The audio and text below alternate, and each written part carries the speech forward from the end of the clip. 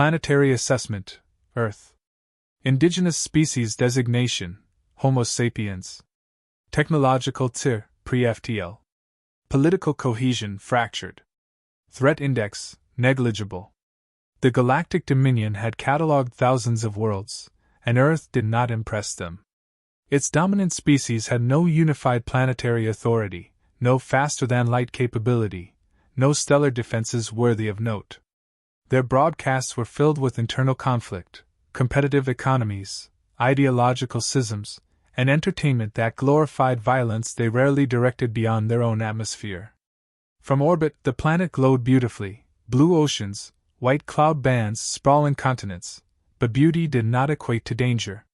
Dominion analysts reviewed centuries of intercepted transmissions. Humans argued constantly. Nations stockpiled weapons against one another. Alliances formed and dissolved. Borders shifted. Entire populations distrusted their own leadership.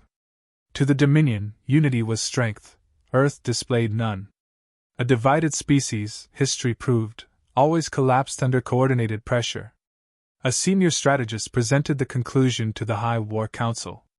Earth is a resource-rich biosphere with a self-limiting dominant species. Their aggression is internal.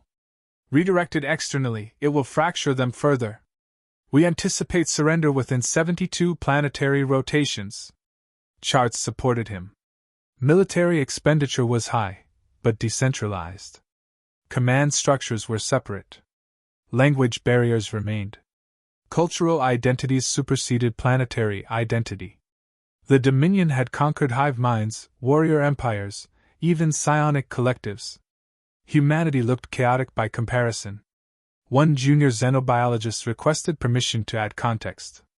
Earth's evolutionary record was unlike most civilized worlds. Apex predators had once ruled its ecosystems. Massive reptiles, saber-toothed hunters, pack beasts that could outrun vehicles. Yet all of them were gone. Not because of planetary catastrophe alone, but because one adaptable primate had expanded into every biome and eliminated competition. The strategist dismissed the implication. They survived predators. That does not make them predators. But the data was stubborn. Humans were persistence hunters. They did not rely on claws or venom. They pursued prey across vast distances, exhausting it methodically. They coordinated silently. They weaponized tools. They studied weaknesses. They planned for seasons ahead. Their physiology was not impressive. Their cognition was. More concerning was their behavior beyond survival. They hunted animals they did not need to eat. They trained for conflicts that had not begun. They simulated invasion scenarios in fictional media with obsessive frequency. Entire industries revolved around hypothetical wars against extraterrestrial forces. They rehearsed resistance in their stories. The High War Council remained unmoved. Fiction was fantasy. Internal warfare proved instability, not strength. When confronted with a superior external power, most fragmented civilizations either submitted for protection or imploded into civil war. The Dominion's doctrine was simple: decapitate leadership, disable infrastructure, impose order. Shock and awe broke morale before resistance could coalesce. The invasion fleet assembled at the edge of the system.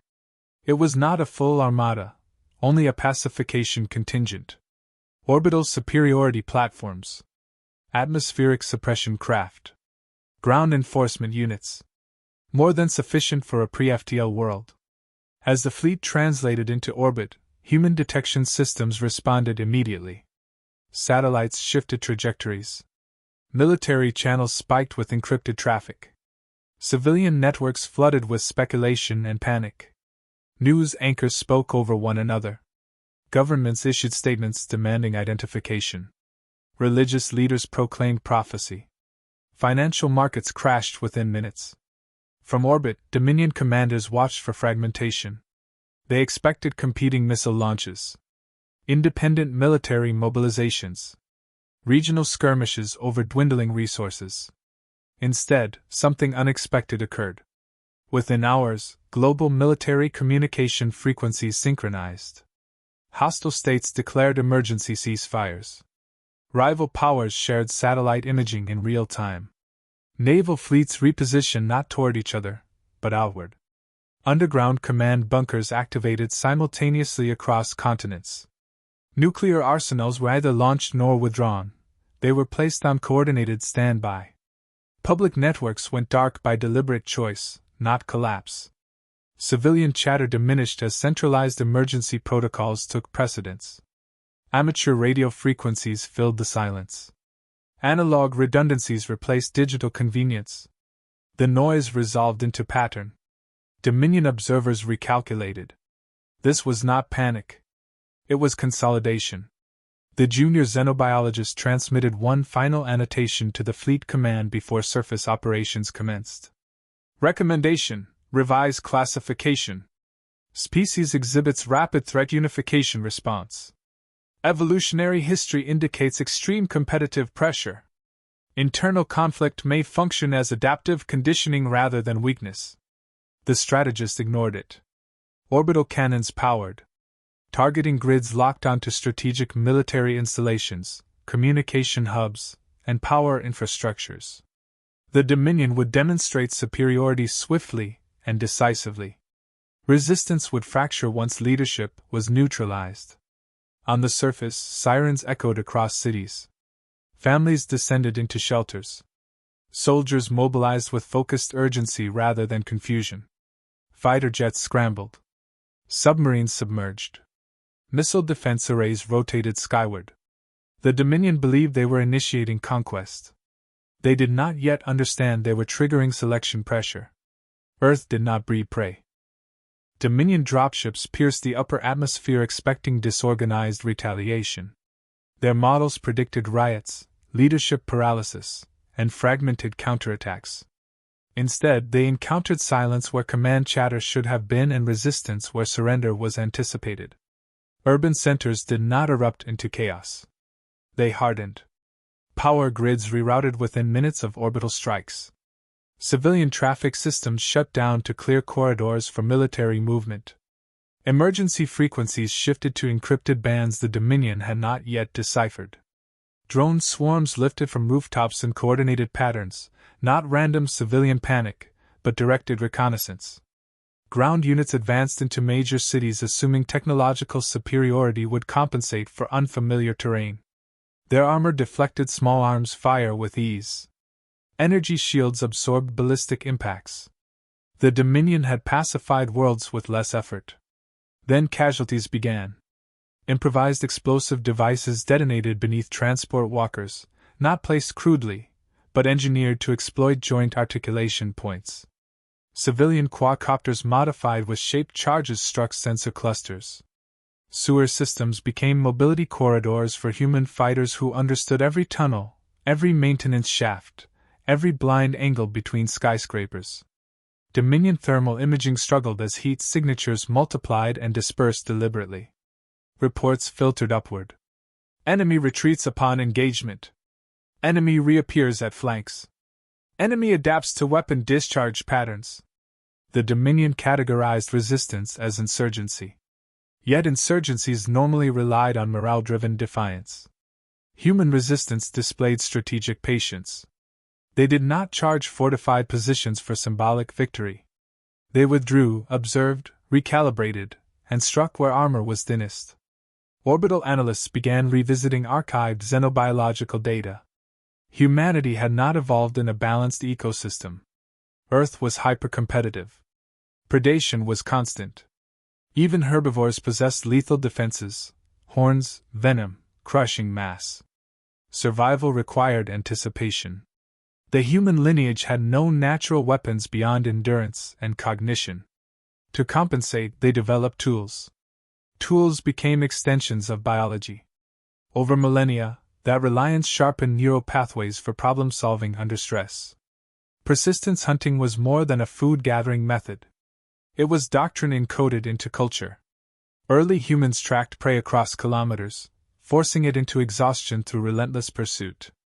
They coordinated without centralized hierarchy, adapting to terrain and weather. They learned to predict behavior by studying patterns. When prey altered direction, they adjusted. When prey hid, they flushed it. The hunt ended only when resistance collapsed. Dominion forces began to understand a troubling parallel. They were being studied mid-conflict. Human electronic warfare units infiltrated Dominion communication protocols within hours. False distress signals redirected reinforcements into kill zones. Civilian infrastructure masked signal triangulation.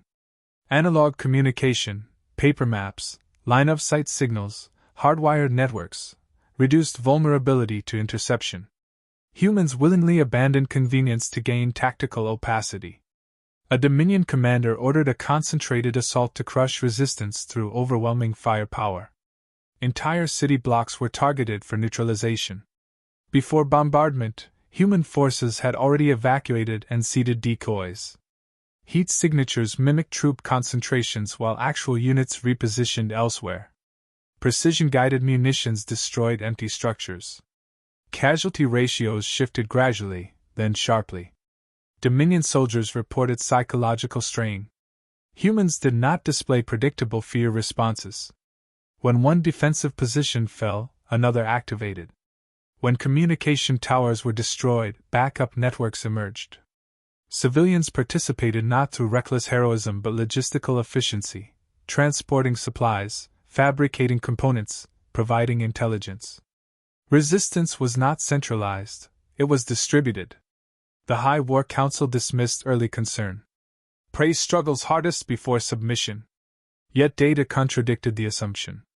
Submission behavior typically included negotiation attempts, pleas for mercy, fragmentation into factions seeking separate survival. Earth transmitted no such signals. Governments issued coordinated statements refusing capitulation. Rival powers publicly aligned without demanding advantage. Nuclear arsenals remained unlaunched but visibly prepared. Humanity did not fracture under pressure. It compressed. Dominion forward bases experienced escalating sabotage. Supply lines vanished beneath oceans as submarines tracked and destroyed transport vessels. Satellites guiding Dominion targeting arrays blinked offline after cyber intrusions corrupted their navigation matrices. Artificial intelligence cores aboard command ships detected logic anomalies, malware seeded through captured drones. An after-action analysis identified a pattern. Humans escalated in proportion to threat intensity. Increased Dominion force application produced faster human adaptation. What began as sporadic resistance matured into systemic counteroffensive. A field report summarized the emerging reality. They do not fight to repel. They fight to remove. The distinction unsettled even seasoned Dominion veterans. Most species sought survival. Humans pursued neutralization of the threat source. Their strikes targeted command nodes, logistics, and strategic assets rather than symbolic victories. Each engagement reduced Dominion operational capacity incrementally. Within 48 hours, initial projections of rapid pacification were invalid. Humanity was not reacting emotionally. It was applying evolutionary conditioning honed over millions of years in a biosphere where hesitation equaled extinction. Internal conflicts had not weakened them. They had served as rehearsal. War was not anomaly in human history, it was iterative refinement. The Dominion had invaded expecting compliance. They encountered a species optimized for protracted pursuit. And the pursuit had begun. The first 48 hours did not shatter Earth. They forged it. Hostilities that had defined geopolitics for decades dissolved under existential threat. Emergency councils formed across continents without bargaining. Intelligence agencies that once spied on one another opened full data archives. Military command structures established joint operations centers linked through hardened underground networks. The speed of integration stunned Dominion observers who had expected bureaucratic paralysis. Nuclear powers synchronized deterrence protocols rather than brandishing them independently. Shared launch authentication systems were established to prevent miscalculation. Ballistic missile submarines from rival nations exchanged encrypted verification keys. Air defense grids merged into a planetary shield architecture, overlapping coverage zones to eliminate blind spots. Earth's atmosphere became a layered defense web rather than isolated national territories. Civilian infrastructure converted with ruthless efficiency. Automotive factories retooled within days to manufacture drone components and armored plating. Consumer electronics facilities shifted production to microprocessors for guidance systems. Software engineers volunteered en masse to reinforce cybersecurity divisions. The global workforce did not wait for centralized orders. It adapted based on need signals transmitted through emergency networks. Communication resilience became a defining advantage. When orbital strikes disrupted fiber backbones, satellite-independent mesh networks filled the gaps. Amateur radio operators relayed encrypted traffic across continents. Submarine cables were rerouted to bypass damaged nodes. Dominion cyber warfare units discovered that shutting down a single system triggered 3 redundancies. Human networks did not collapse. They redistributed load dynamically. Strategic doctrine evolved in real time. Rather than concentrate forces for direct confrontation with superior alien firepower, human commanders targeted systemic vulnerabilities. Dominion fleets required stable navigation coordinates to maintain orbital positioning. Human cyber units injected false stellar drift data into compromised sensors, forcing micro-adjustments that destabilized firing accuracy. Minor deviations compounded over hours, reducing orbital bombardment precision. Maritime forces exploited the oceans as concealment. Autonomous submarines tracked Dominion supply vessels and severed logistics routes with precision torpedoes. Naval fleets avoided decisive engagement, prioritizing attrition. Each destroyed transport reduced ammunition resupply and troop reinforcement capacity. Dominion ground units began rationing energy cells sooner than projected. In space, human engineers activated experimental kinetic platforms long considered theoretical deterrents. Tungsten rods accelerated from high altitude struck Dominion frigates with devastating impact. These weapons required no explosives, only gravity and velocity. The first confirmed capital ship loss reverberated across alien command channels. Dominion tactical simulations had not accounted for primitive yet devastating physics-based strikes executed with calculated timing. Artificial intelligence systems integrated battlefield data at unprecedented scale. Machine learning models analyzed Dominion maneuver patterns and predicted likely deployment corridors. Countermeasures were prepared before enemy advances materialized. Drone swarms adapted flight formations mid-air to evade point defense fire. Each engagement refined algorithms for the next. On the ground, coordinated offensives pushed Dominion units into constrained urban zones. Human forces collapsed infrastructure behind retreating aliens, funneling them into narrow avenues pre-sighted for crossfire. Resistance fighters who had operated independently during initial contact now functioned within structured command hierarchies, sharing reconnaissance feeds and target designations. The Dominion High War Council transmitted urgent requests for reinforcement. Pride delayed approval.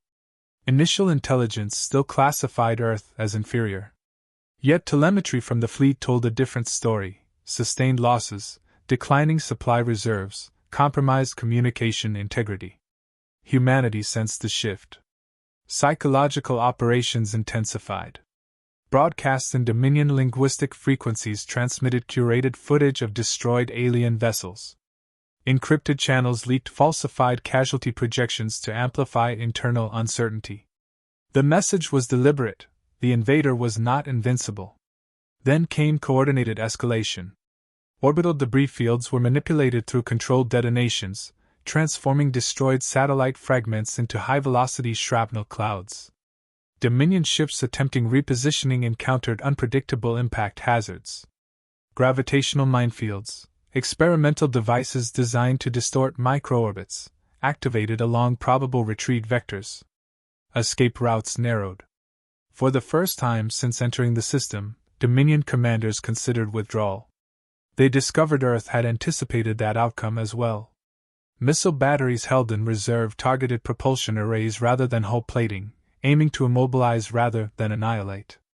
Crippled vessels became obstacles for the rest of the fleet. Space around Earth transformed into a lethal labyrinth engineered from wreckage and calculated trajectories. A senior Dominion tactician issued a private assessment to the Council. Enemy behavior indicates coordinated planetary consciousness during threat state. Internal divisions appear suspended. Combat efficiency increases under pressure.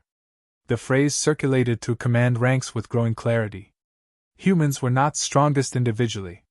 They were strongest collectively when cornered. Earth had shifted from reactive defense to strategic dominance in less than 3 planetary rotations. The invasion had intended to fracture a divided world. Instead, it unified a species conditioned by millennia of competition to treat extinction as an unacceptable outcome. The Dominion had mistaken constant internal struggle for weakness. They now understood it had been preparation. The pack had formed. And the hunt was turning outward. Dominion forces attempted withdrawal on the 4th day. It was the first strategic decision not based on arrogance. Damaged cruisers formed defensive formations while carrier-class vessels prepared for emergency translation. Propulsion cores spiked as they calculated jump vectors away from Earth's expanding kill zone. The assumption was simple: disengage, regroup, return with overwhelming force. Human command had predicted that instinct.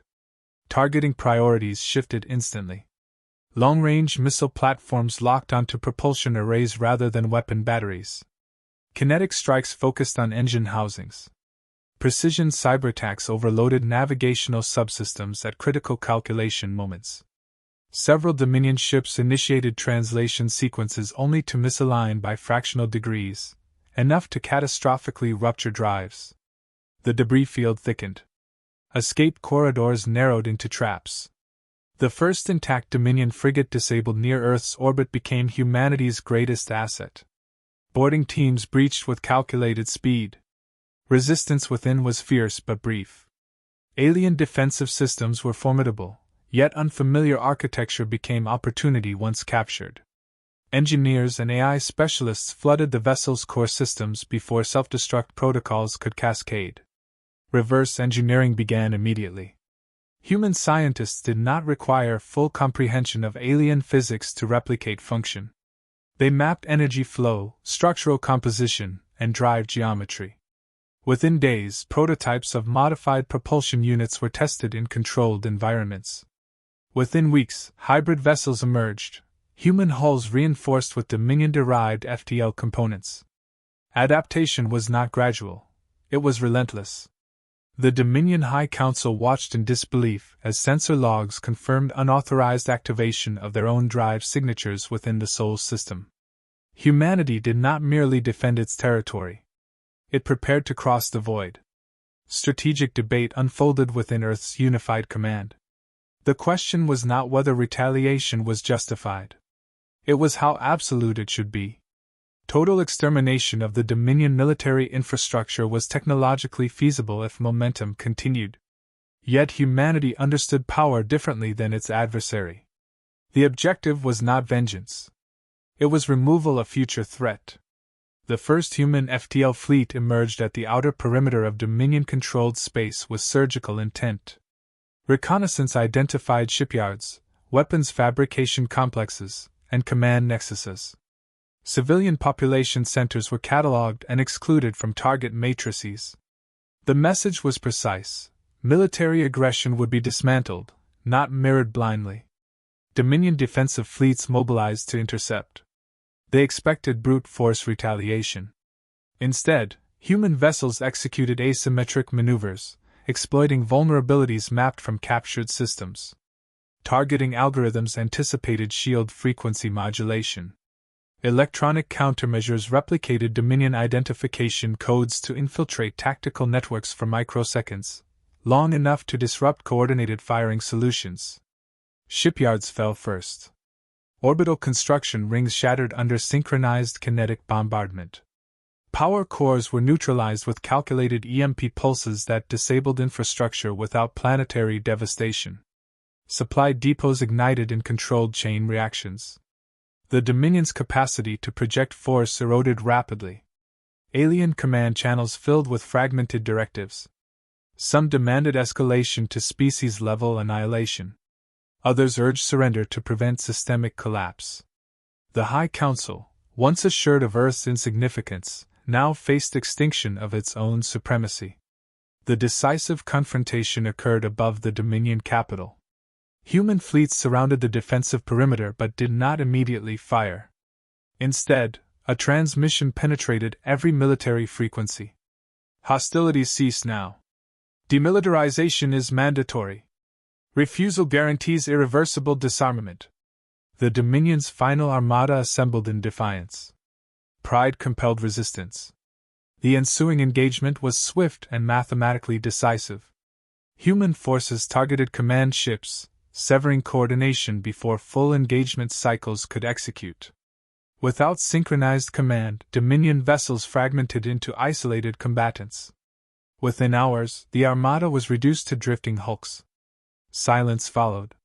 The High Council transmitted surrender terms. Human leadership did not negotiate from desperation.